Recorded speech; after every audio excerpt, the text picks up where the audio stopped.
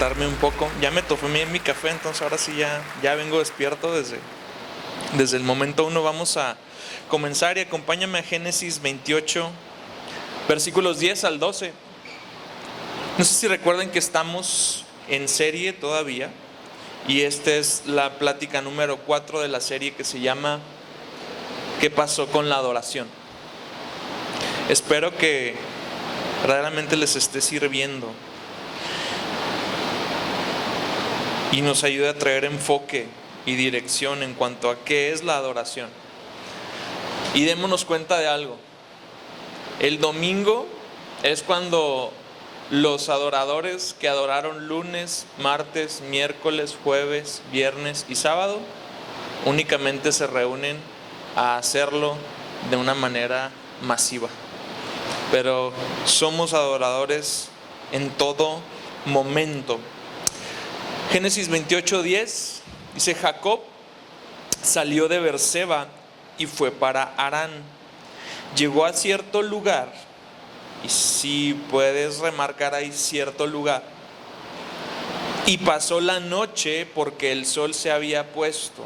Tomó una de las piedras del lugar, la puso de cabecera y se acostó en aquel lugar. Tuvo un sueño y vio que había una escalera apoyada en la tierra cuyo extremo superior alcanzaba hasta el cielo. Por ella los ángeles de Dios subían y bajaban. Señor, gracias por un domingo más. Gracias, Señor Jesús, por este día que tú hiciste. Este, Dios, es el día que tú hiciste y no otro. Hoy. Y hoy tengo la oportunidad de escuchar nuevamente tu voz. Y hoy, Señor Jesús, quiero disponer mi corazón, despojarme de toda dureza, de toda soberbia, de todo orgullo, desánimo, tristeza, cualquier barrera, Señor Jesús, entre mi corazón y este mensaje que nace de tu palabra, que es para mi edificación. Dios, permite que penetre, que nutra mi vida y que dé fruto en ella. En el nombre de Jesús. Amén. Ok, pues la semana pasada hablamos acerca de algo que Dios está buscando. Y eso que Dios está buscando, según Jesús y de acuerdo a la plática que tiene con la samaritana en Juan 4, Dios está buscando adoradores. Y no hay tal cosa como un adorador si ese adorador no funciona en espíritu y verdad. Nace desde el corazón, pero también es algo que pasa por el entendimiento. No es solamente algo ritualístico o místico, es algo en lo que participamos conscientemente, en lo que nuestro cerebro se activa y dice: Dios es real y Dios es digno de adoración. Ahora quisiera responder a otra pregunta. ¿Y qué es lo que busca un adorador? Si Dios busca adoradores, entonces, ¿qué es lo que un adorador debería estar buscando? ¿Cuál sería, digamos, su razón de ser, su objetivo principal? Un adorador, quiero responder rápidamente eso, busca la presencia de Dios. Y hablar de la presencia de Dios es algo que es complicado de definir, pero es lo que intenté hacer en este mensaje y espero aterrizarlo en algún punto, si así Dios lo permite. Yo espero que sí. Pero la presencia de Dios es entonces el enfoque principal de un adorador. Ahora, necesitamos empezar poniendo algo sobre la mesa, y es el hecho de que adoramos un Dios omnipresente.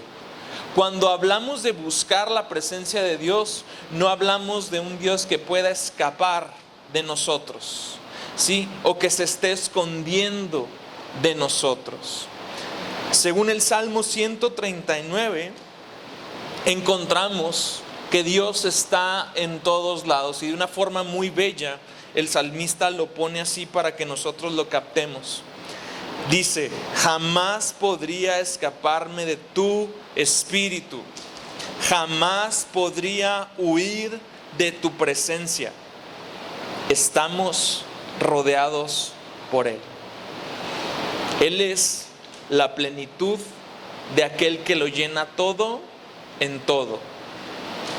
Él rodea la eternidad. Dios está en todo tiempo, en todo lugar, y no está limitado por nada. Agrega el salmista: si subo al cielo, ahí estás tú. Si desciendo a la tumba, ahí estás tú.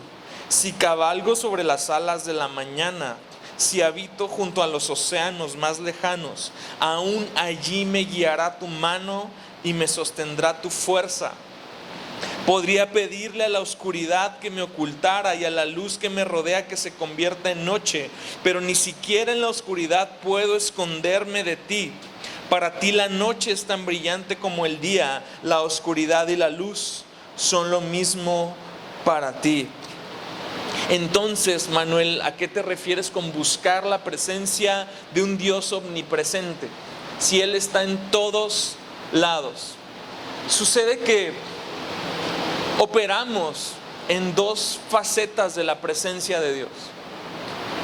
Y operamos bajo a veces una presencia inconsciente, en donde sabemos que Dios es omnipresente, pero no tenemos una pista de su presencia. No sabemos si está o no. Y a veces, en su soberanía, Dios se deja sentir un poquito más y luego somos conscientes de esa presencia. Luego sí te das cuenta de que no estás solo, pero no estás solo en un sentido poético. No estás solo porque verdaderamente hay alguien más contigo en esa habitación. Porque verdaderamente sientes que algo está sucediendo y no solamente está en tu espíritu, no solamente tu corazón late con fuerza, algo dentro de una habitación te indica que la habitación ha recibido un nuevo huésped y es la presencia de Dios. En varios episodios en el Antiguo Testamento, principalmente uno, en el episodio de la dedicación del templo de Salomón, un evento, me imagino, de proporciones descomunales. Vemos que cuando están ofreciendo un servicio de adoración para dedicar el templo, dicen que una nube empieza a llenar todo el templo y tú no te explicas cómo una nube gaseosa obliga a los sacerdotes a salirse del templo.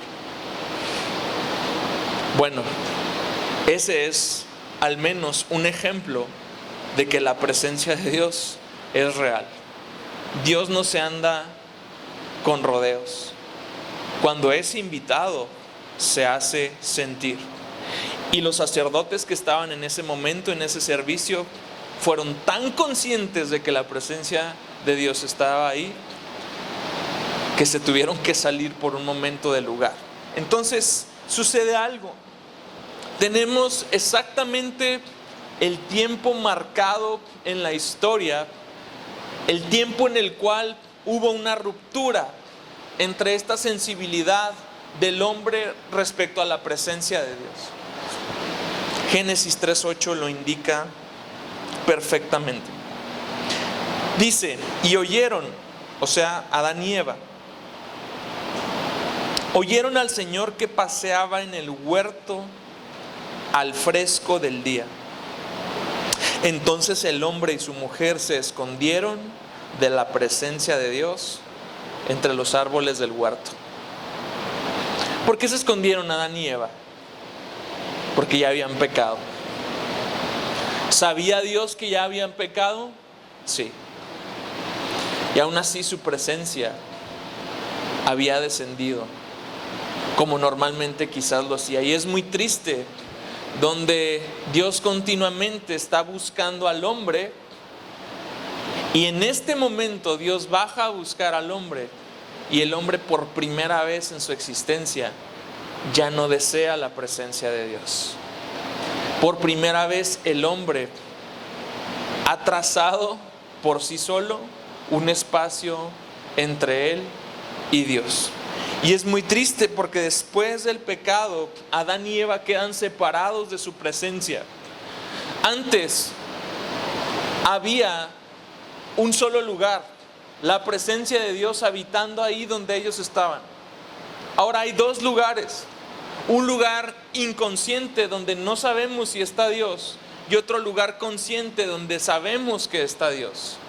Ahora somos sujetos de dudas y de incertidumbre porque no sabemos si Dios está con nosotros. Ahora y después de la caída nos damos cuenta porque muchas veces nuestra fe flaquea, porque nuestra relación con Dios pierde profundidad y porque muchas veces operamos sin la certeza de que la presencia de Dios está con nosotros.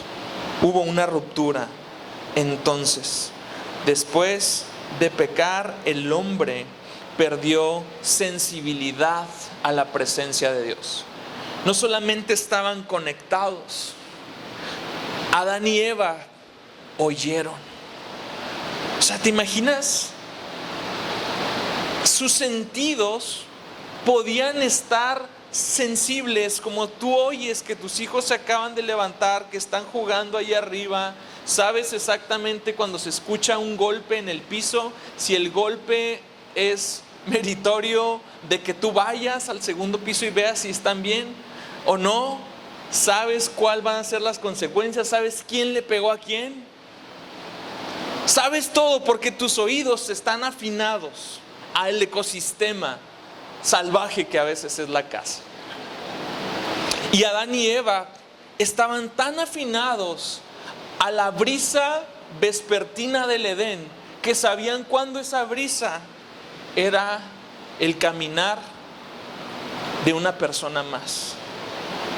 A partir de ahora podemos oír, pero no siempre estamos seguros. Podemos sentir, pero no siempre estamos seguros. Porque nuestros sentidos ya no están conscientes de la presencia de Dios. Eso me lleva precisamente al texto del cual quiero partir el día de hoy. En este pasaje, un hombre que se parece mucho a nosotros, que se llama Jacob, inicia una nueva etapa de su vida y digamos que la inicia bien, porque tiene en su cuenta de banco la bendición de la primogenitura de la familia de Isaac. Y tiene también en su corazón la bendición patriarcal de su padre. Únicamente había un problema, pues que se lo había robado a su hermano. Y su hermano estaba bastante molesto con él, de tal forma que a Jacob no le queda más que huir. Huye estando soltero y su papá le dice: pues vete a la tierra de donde son los ancestros de tu mamá y busca ahí una esposa. Entonces Jacob se ve más que nada forzado a salir de su tierra a una nueva temporada de su vida. Tiene la bendición de su papá, tiene dinero en el banco, cosas que normalmente bastan para hacernos sentir cómodos y confiados de dar pasos hacia nuevas temporadas de nuestra vida. Pero Jacob no tenía algo: la presencia de Dios. Vamos a ver. Jacob salió de Beerseba y fue para Harán.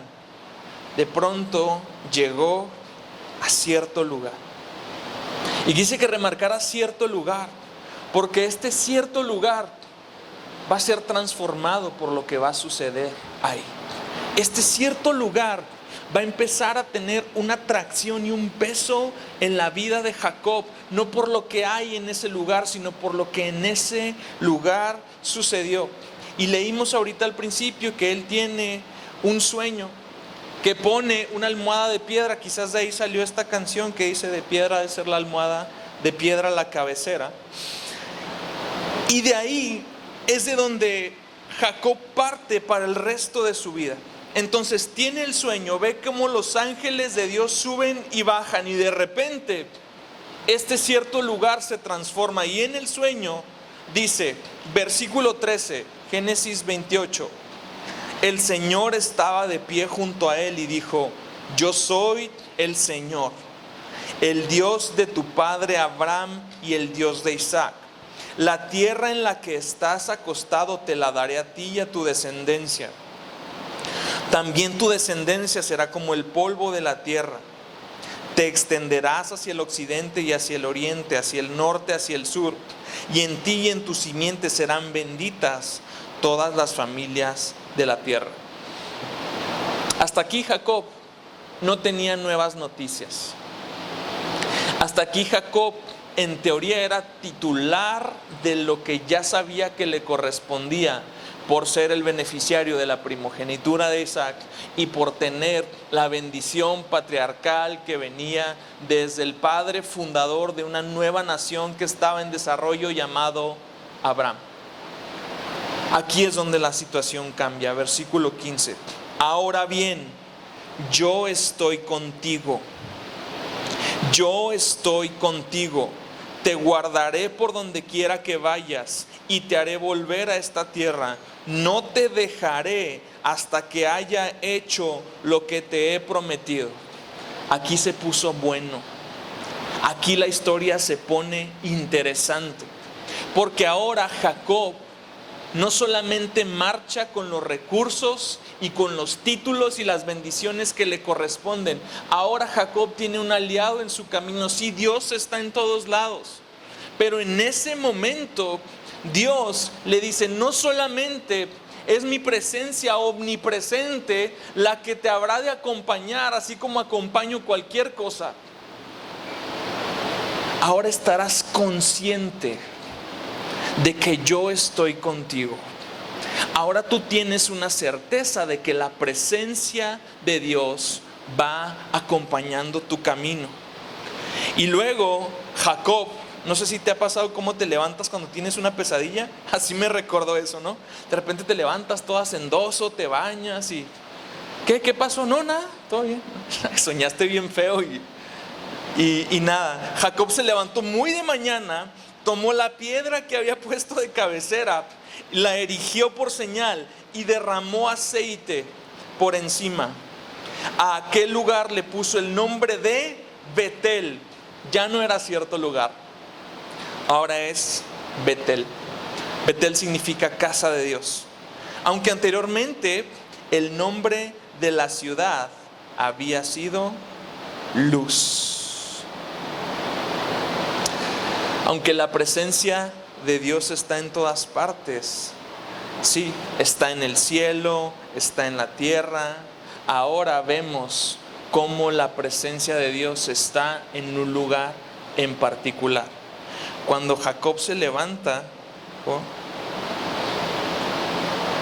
oh Dios, corté el versículo más importante. A ver si lo tienes, el 19. No, perdón, me salté, es el 17. Discúlpenme, aquí estoy. Ok, despertó Jacob de su sueño y dijo: ciertamente, versículo 16, el Señor está en este lugar. Escucha esto, y no lo sabía. El Señor está en este lugar y no lo sabía. Y tuvo miedo y añadió: ¿cuán imponente es este lugar?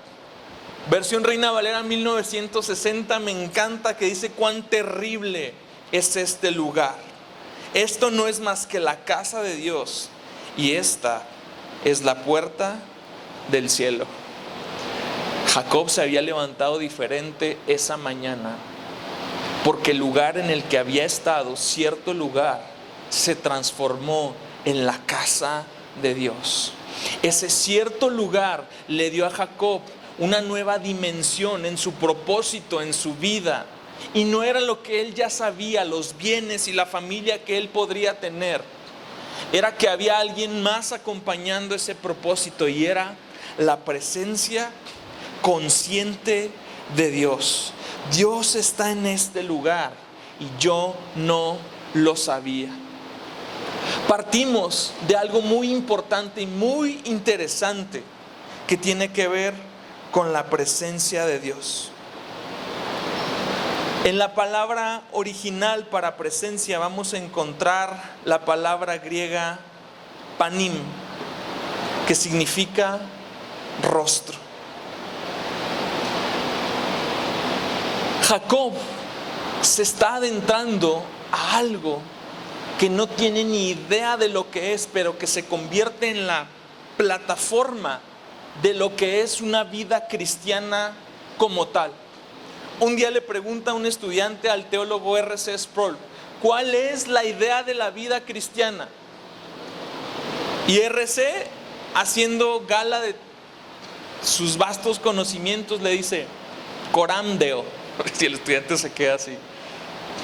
Dice, es una palabra latina, es una frase latina, que significa delante de la presencia de Dios o delante del rostro de Dios. Y le empieza a decir a este estudiante, toda la idea de la vida cristiana es vivir con una conciencia plena de la presencia de Dios y con una actitud externa que haga evidente esa conciencia. De aquí para adelante, Jacob ya no tiene mucho a dónde refugiarse porque ahora está consciente.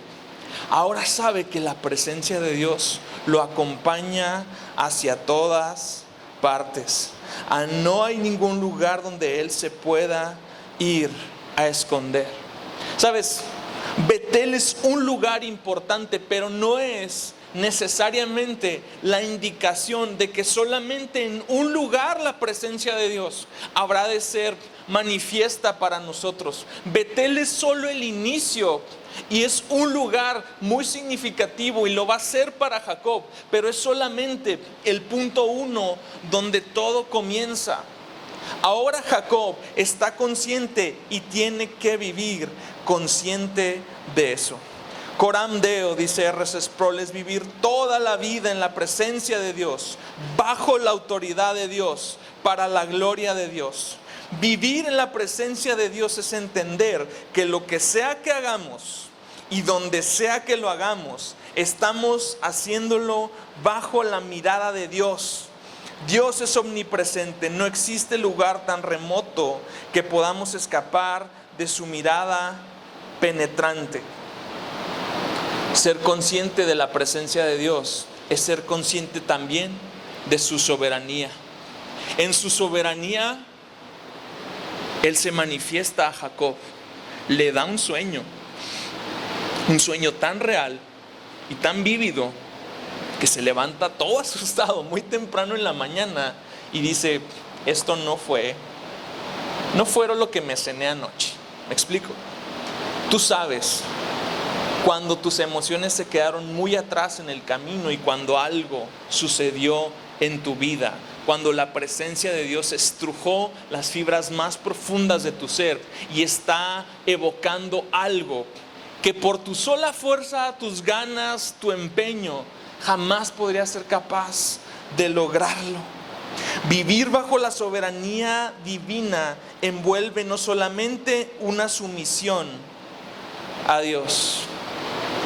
Ahorita el doctor Nevares abrió en el Team Huddle en la mañana con los servidores con una frase que me encantó, que la saca del libro de Daniel, cuando Dios dice, el cielo gobierna. Vivir bajo el rostro de Dios, delante del rostro de Dios, en la presencia de Dios, quiero que lo entendamos como sinónimos. Es entender que esa soberanía es la que gobierna. Entonces, al reconocer esto, no hay una meta más alta que darle honor a Dios. Por eso los adoradores buscamos la presencia de Dios. Por eso quienes aspiramos como meta a la presencia de Dios. Porque no hay otra meta más alta que vivir para la gloria de Dios. Nuestras vidas son sacrificios vivos, sacrificios que se ofrecen en espíritu de adoración y de gratitud.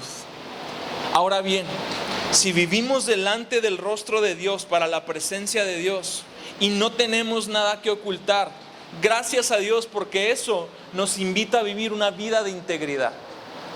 Podemos ocultar muchas cosas de muchas personas, pero no podemos ocultar nada de Dios. ¿Sabes? De hecho, el ocultar cosas de personas es lo que muchas veces detona en nosotros sentimientos de tristeza y de profunda ansiedad. El día que logremos fusionar nuestra vida pública con nuestra vida privada, te aseguro, al menos vas a dormir mejor. Y la sola idea de vivir bajo el rostro y la presencia omnipresente de Dios es una invitación a dejar a un lado las dobles vidas, los dobles discursos, las dobles motivaciones. Si finalmente aquel que es capaz de escudriñar tu corazón y de conocer tu vida hasta lo más profundo, sabe exactamente quién es la suma de todas esas partes que muestras, hazte un favor, humíllate delante de su poderosa mano y empieza a vivir en integridad. Porque vivir en integridad delante del rostro de Dios implica que no tenemos una vida secular y una vida religiosa. Es decir, la vida religiosa no se activa miércoles a las 8 y domingos.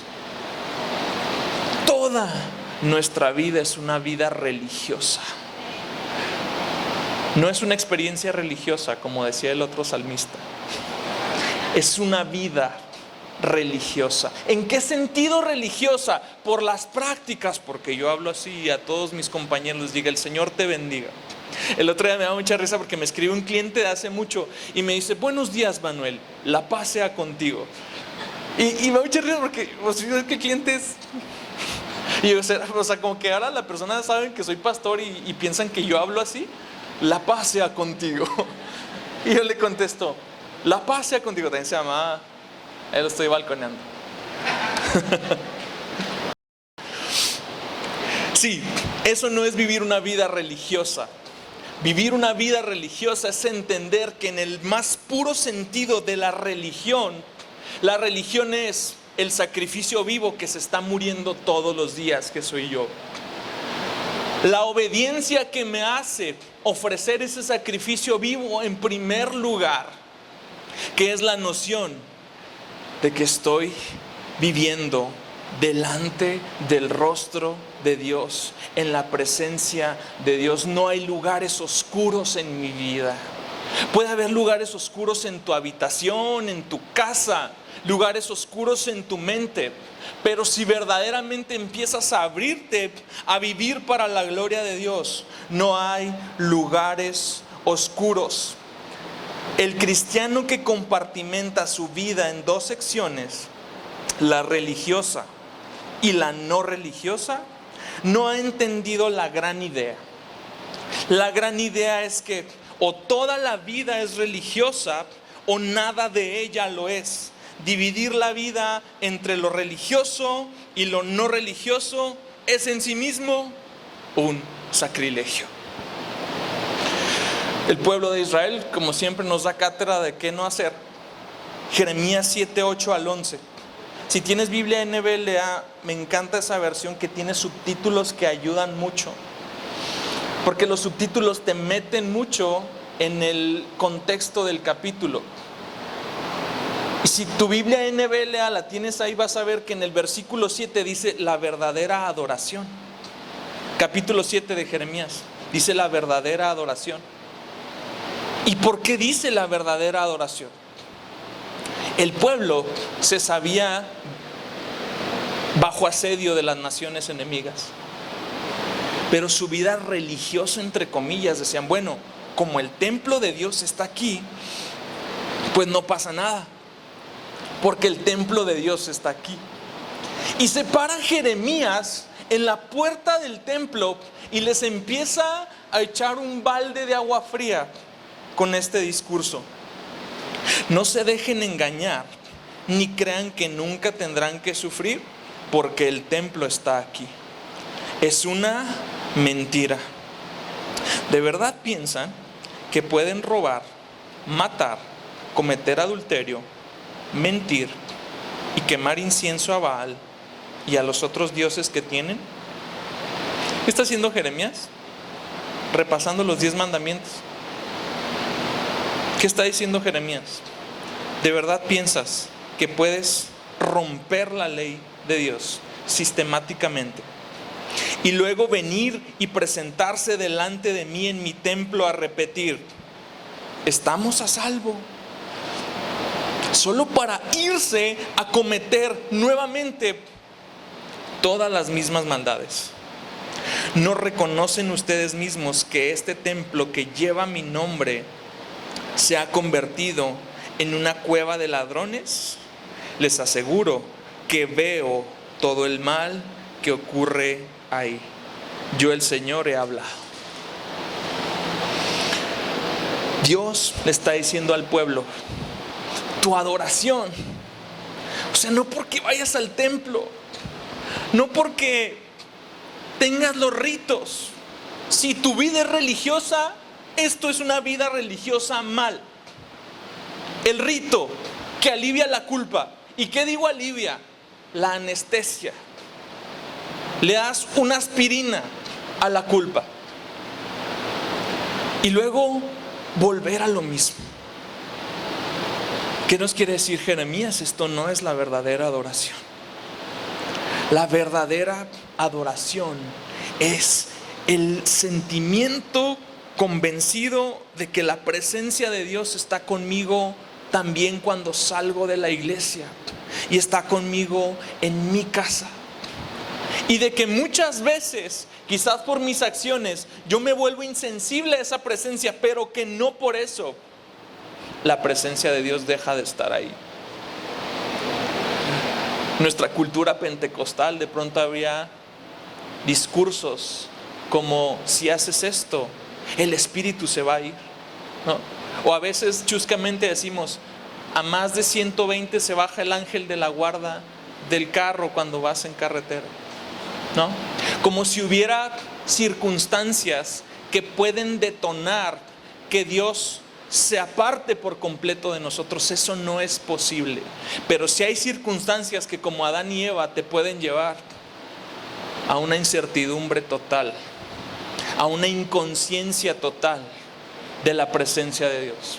Ahora, esto no implica que necesitamos vivir con evidencias, que necesitamos vivir con la piel china, con escalofríos, llorando cada vez que te levantes, porque muchas veces utilizamos las experiencias como sustituto para la fe.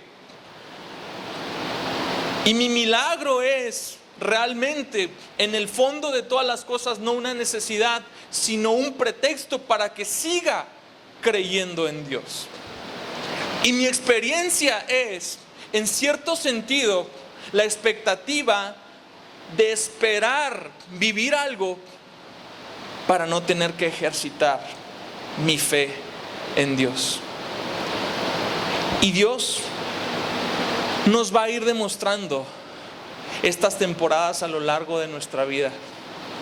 Hay veces donde Dios sí oculta su rostro, y sabrás perfectamente por qué Dios ha ocultado su rostro de ti. Porque Dios, a quien ama, disciplina.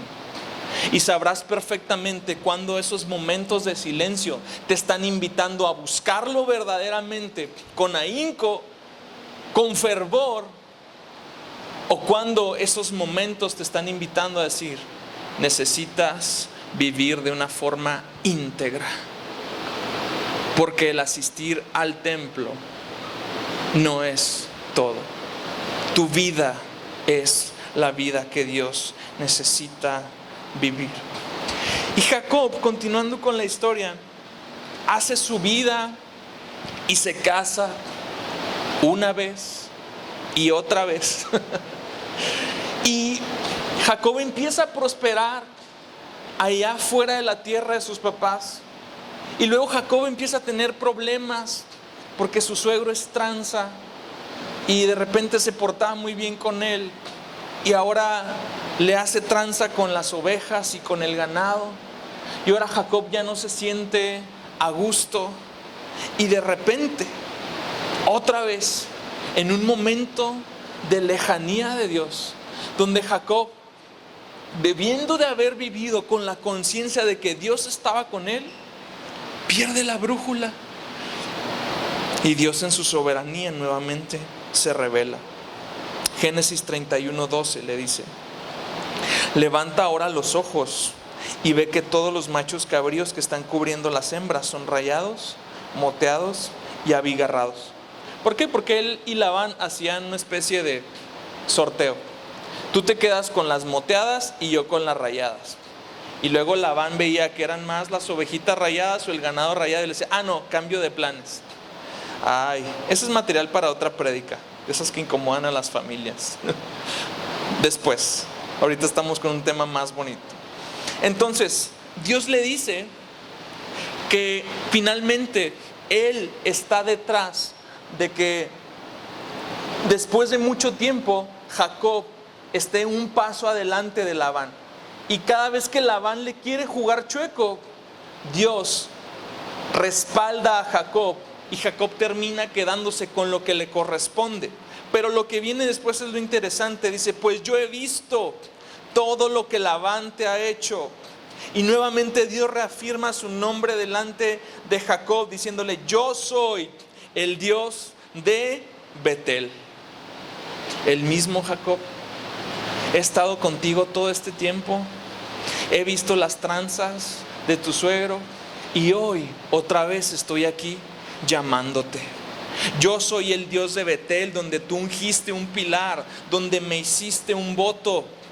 Levántate ahora, sal de esta tierra y vuelve a la tierra donde naciste. Pasaron muchas cosas en la vida de Jacob, justo de la misma forma como en nuestra vida de pronto pasan meses y pasan los años. Y se cauteriza nuestra conciencia de tal suerte que la presencia de Dios otra vez se convierte en algo. Puede ser, puede no ser. Quizás nunca lo fue, quizás siempre fui yo.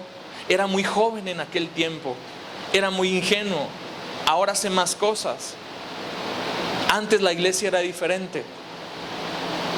La presencia de Dios seguía estando ahí.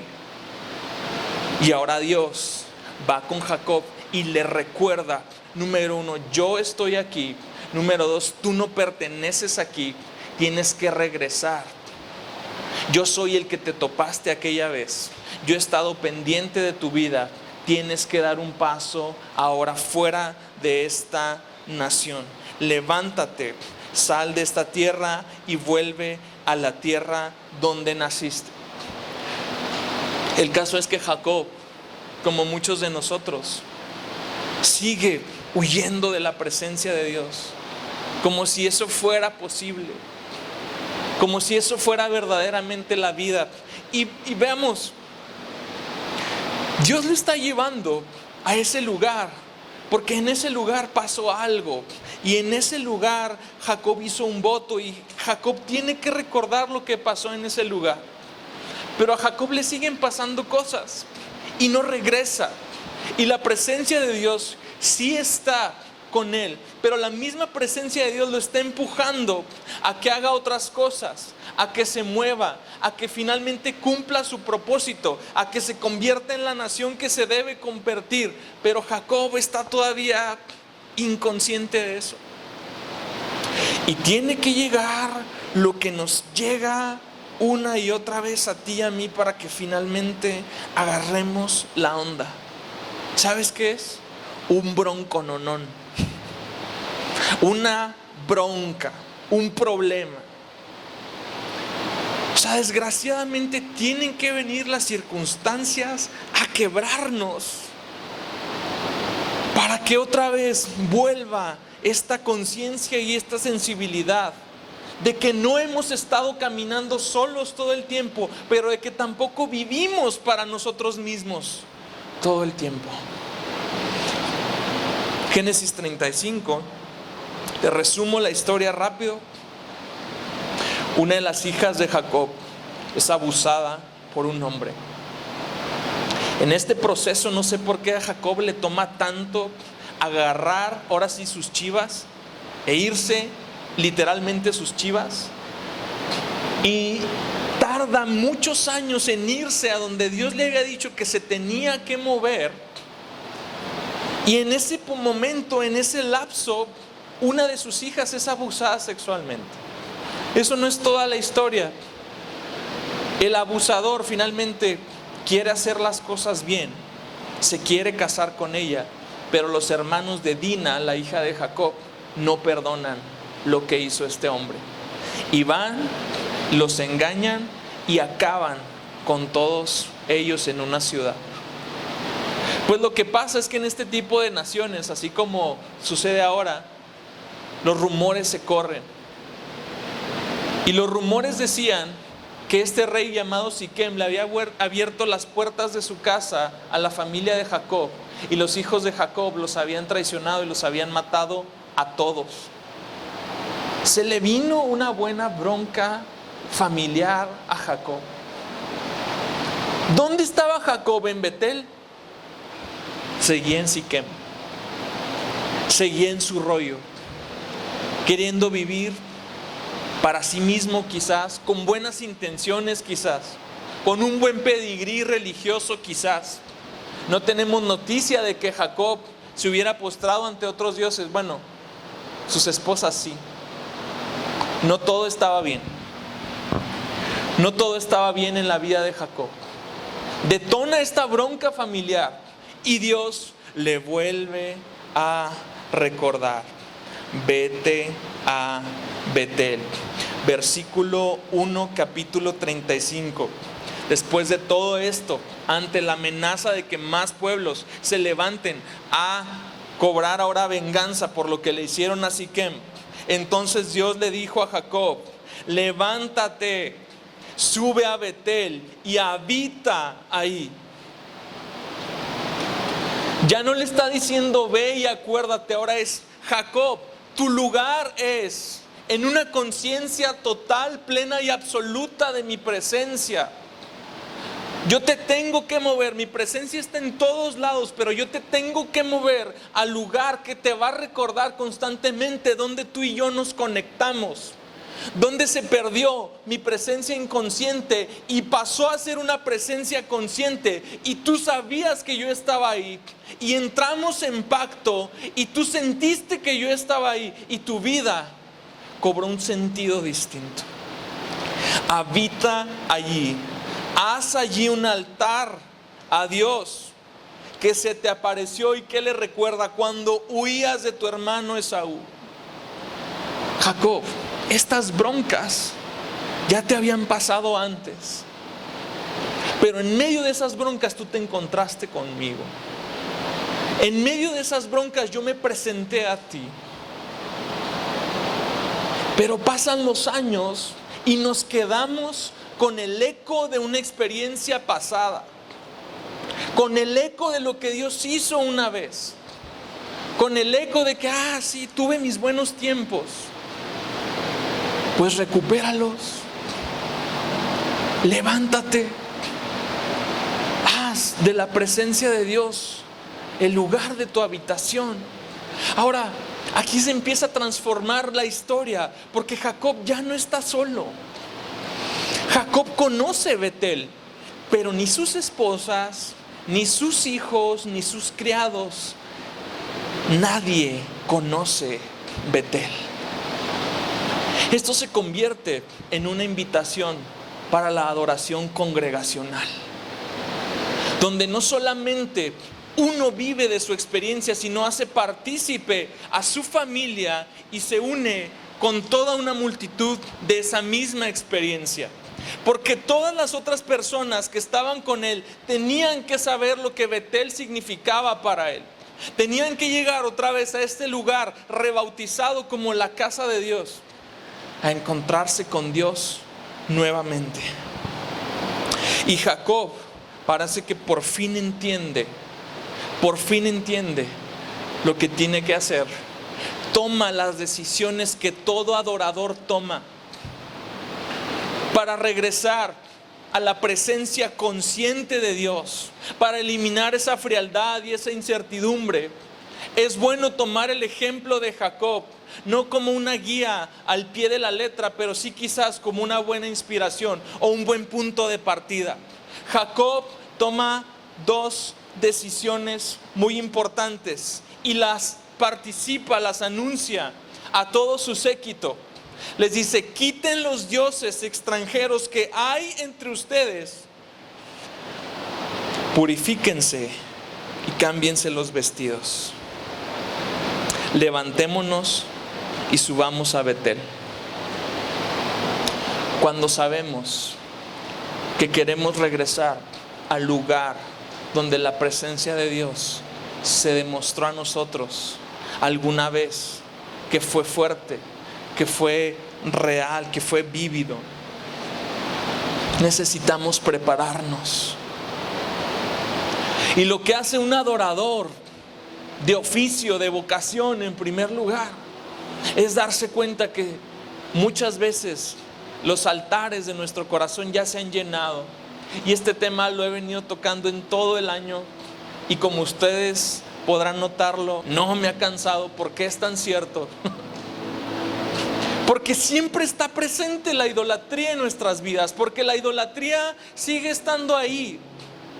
Si ya no tenemos las imágenes de antes, las estatuas de antes o las estampitas de antes, pero llenamos esos huecos con cosas. Y si la presencia de Dios se convierte en algo ajeno para nosotros, es porque ya han sucedido algunas cosas que obstaculizan eso, que nos impiden el acceso absoluto. Jacob empieza por quitar los dioses extranjeros y luego pasa al arrepentimiento. Purifíquense y cámbiense los vestidos. Por desgracia para ellos, esto era solamente un ritual, y esta purificación no lavaba el pecado de adentro. Por suerte para ti y para mí, tenemos un sacerdote que logró que finalmente el problema se trate desde la raíz. El problema entre nosotros y Dios siempre ha sido el pecado. El problema que ocasionó la separación entre Dios y el hombre fue el pecado. Por lo tanto, todos estamos a un arrepentimiento de distancia de regresar a Betel, de regresar al lugar donde la presencia de Dios es cierta, vívida, temible y es real para nosotros. Purifíquense y cámbiense los vestidos. ¿Sabes? Esto es el Evangelio. Esto es el Evangelio. Porque el Evangelio no solo te lleva a estar triste por lo que haces, te lleva a decir: ok, ya Dios te entristeció, qué bueno. Si esa tristeza viene de Dios, es porque ya hay salvación. Ahora quítate la ropa. Ahora quítate esas viejas vestiduras. Una analogía que Pablo utiliza en dos poderosas ocasiones en el Nuevo Testamento, en Efesios, diciendo: vístanse del nuevo hombre. Vístanse. Dice: porque el viejo está viciado. Viciado. Me imaginé esta metáfora. Es como cuando estás delante del humo y tu ropa, aunque esté muy bonita, todo huele a humo. Y está viciada, porque ya la ropa, aunque esté bien, no da una buena impresión porque hueles raro. Bueno, pues te la quitas, porque la vieja naturaleza sigue presente, pero es una invitación a cambiar la identidad de nuestra nueva naturaleza en base a lo que yo soy, no en base a aquello que tengo que hacer. Me estoy explicando. Jacob sabe que delante de la presencia de Dios hay normas para presentarse, pero más profundamente Jacob sabe que su corazón ha estado lejos de Dios. Solamente la purificación y el cambiar los vestidos es una forma externa de representar lo que está pasando acá. Interiormente Jacob sabe que tiene que volver. Dice: y allí, versículo 3, 35, capítulo 35, y allí haré un altar a Dios, quien me respondió en el día de mi angustia y que ha estado conmigo en el camino por donde he andado. Como cuando La presencia de Dios, otra vez. Estamos más conscientes de la presencia de Dios.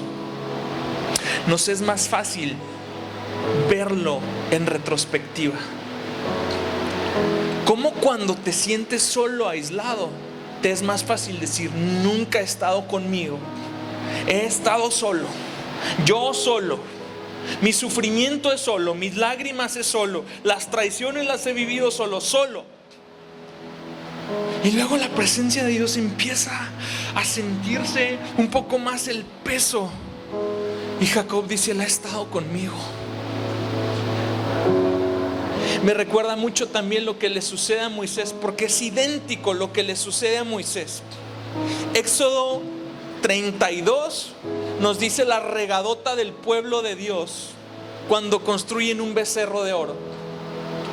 Y está como un espíritu de derrota bien gacho, porque Dios dice: neta, yo no quiero ir con ustedes. Y luego Moisés intercede.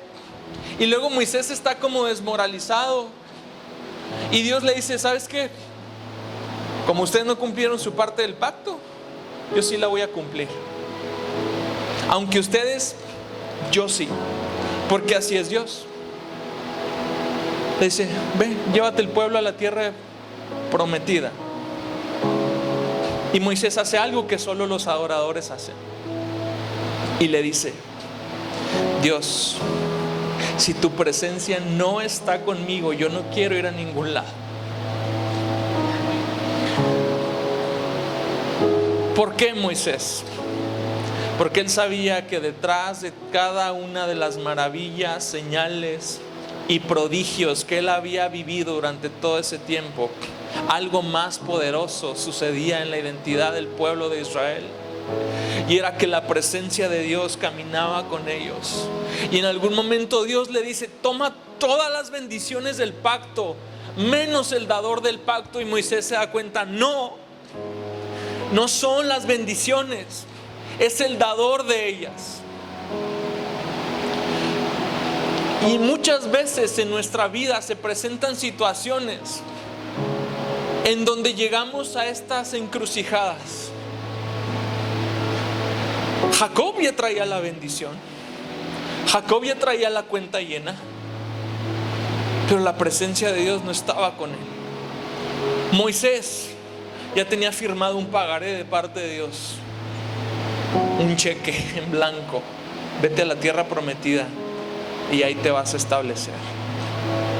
Moisés dice: no puedo sin tu presencia. Jacob lo aprendió a la mala, Moisés lo aprendió por sabiduría. Escoge al que tú quieras, pero por favor toma la misma decisión que ellos. Si eres un Moisés que no necesita vivir las cosas para darse cuenta de las correcciones que hay que hacer, hazlas. O si eres un Jacob que ya tapado, que ya ahogado el niño, tapas el pozo, es la misma situación. Precisas la preciosa presencia de Dios que te acompañe en toda tu vida. Dios se agrada tanto de lo que Moisés le dice, que le dice una frase poderosísima para toda nuestra vida. Éxodo 33:14: mi presencia irá contigo y yo te daré descanso. ¿Sabes por qué nuestra vida está tan afanada, tan llena de temores y de ansiedad?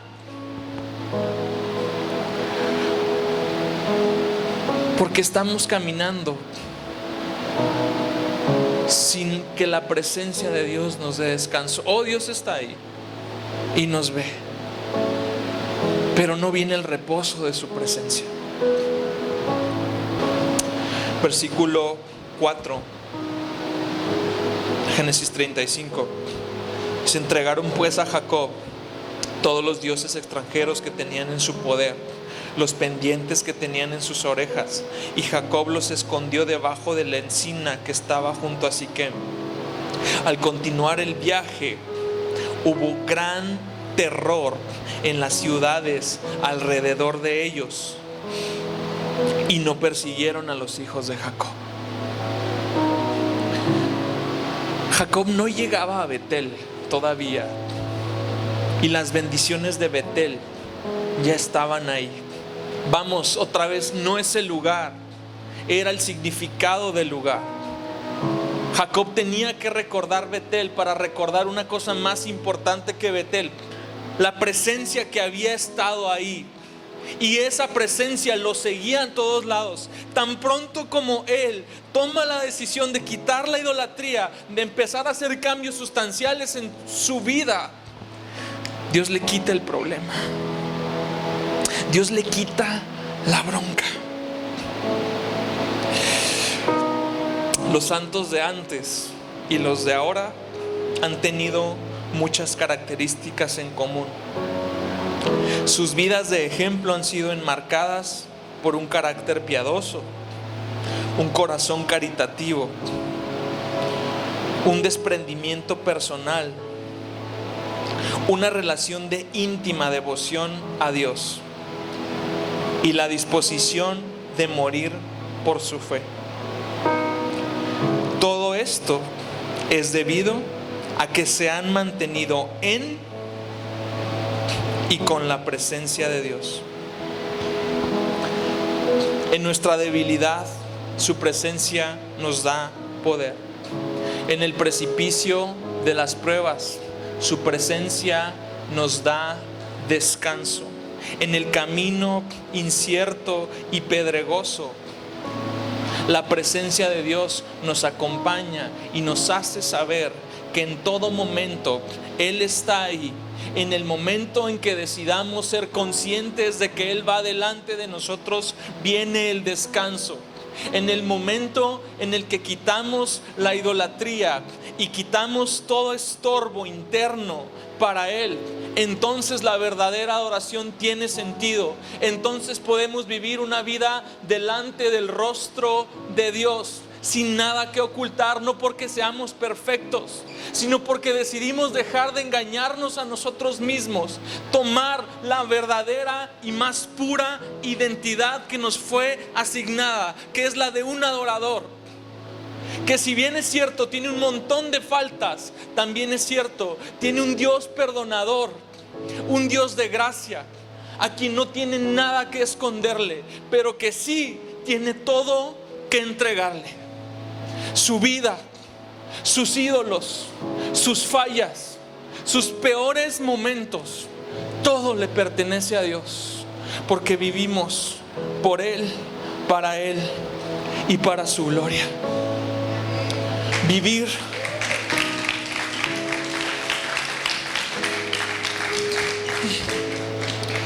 delante de la presencia de Dios es el verdadero desenlace de nuestras vidas.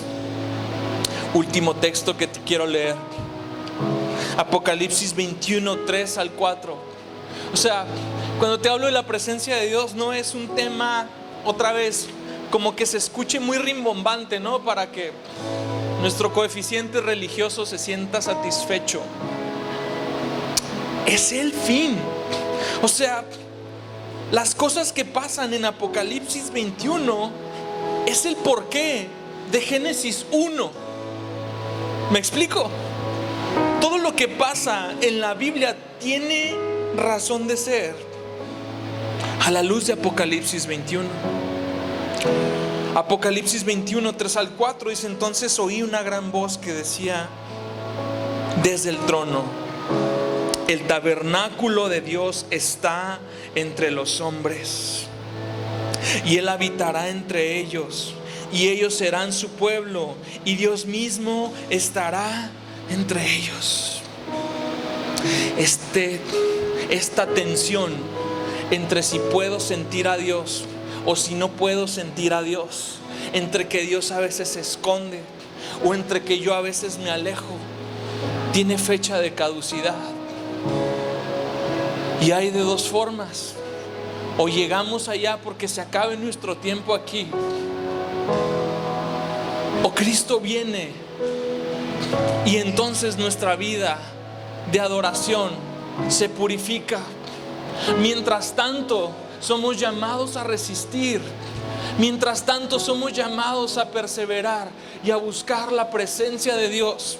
Porque aunque en este mundo hay aflicción, Él ha vencido al mundo. Y en este mundo vamos a pasar un montón de cosas.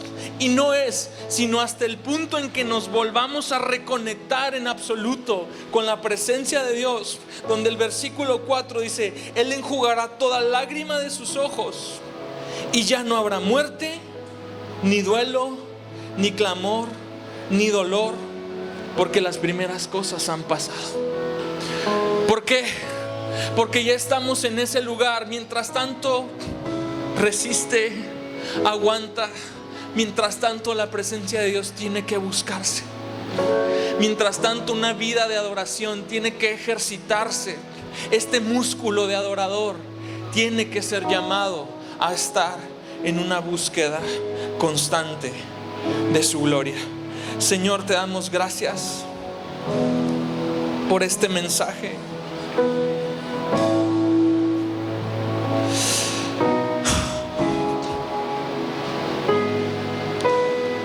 ¿A dónde nos podremos ir, Señor Jesús? No tenemos escapatoria. Y eso lo sabemos, pero lo que no sabemos es la gran necesidad que tenemos de tu presencia. No fuimos llamados adoradores para hacerlo en soledad. No fuimos llamados adoradores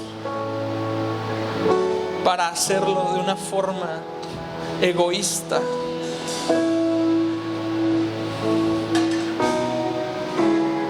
Dios, llévanos a Betel. Una y otra vez el recordatorio de Dios es que vuelvas a ese lugar que te recuerda de donde nunca debiste de haber salido, quizás. Dios, llévanos otra vez a ese lugar de tu presencia. Porque ya no queremos, Señor Jesús, ser visitantes, sino habitar ahí. El llamado es habitar en Betel, amado. El llamado es permanecer ahí. Ahí donde su presencia se presenta de una forma consciente. Dios, que todo aquel que ha estado caminando lejos se ha traído a casa. Que todo aquel, Señor Jesús, que hoy camina lejos, recuerde que tu presencia le da descanso. Recuerde que tu preciosa presencia camina junto a ellos. Que en todo momento de adversidad, Dios, ahí estás. Inclusive cuando vamos lejos, Dios, tú acomodas las cosas para recordarnos que necesitamos volver. Tráenos ese descanso, Dios, de tu presencia. Y si te place venir, precioso Padre, en esta tarde, trae tu presencia a este lugar en una forma distinta. ¿Por qué nos ponemos de pie y adoramos a Dios?